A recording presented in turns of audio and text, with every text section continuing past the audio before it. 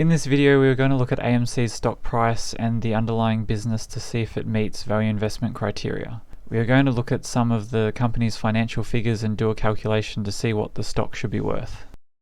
Also, a quick legal disclaimer, I'm not a financial advisor and this should not be taken as financial advice. Please consider talking to a financial advisor before making investment decisions. To start, we want to look at the profit before tax and expenses. This will tell us the margin or percentage of money a company keeps before tax and expenses. 40% or more is desired here, very close to 40 is okay as well. Next, we want to look at the profit after tax and expenses. This is a measure of a company's net profitability and we're looking for 20% or higher.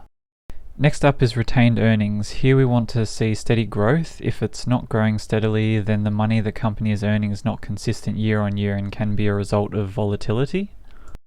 Next is the return on equity. This is a measure of the profitability of a business in relation to the equity or money the company has. Generally 15 to 20% is good, but it can vary between industries.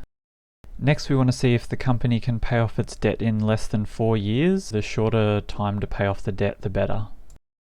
Next, we want to calculate the capital expenditure to income ratio. The lower the better, so less than 25% is great and less than 50% is acceptable here.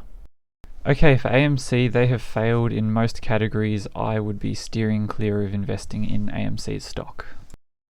Also, I want to set a goal of 100 subscribers by January 1st, 2022. If you can help me reach this, I would really appreciate it. And remember, subscribing is free and you can always unsubscribe in the future.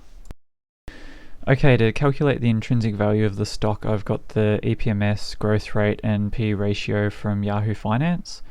There are two ways to calculate the PE ratio. The first is to use the advertised PE ratio for the trailing 12 months or TTM. The second is to get the 5-year high and the 5-year low PE ratios and add them together and divide by 2 to get the average. I use the figure that comes out lower of the two to be more conservative. As the EPMS was negative, we couldn't do the calculation here, and as the financials look bleak, I would steer clear of this stock.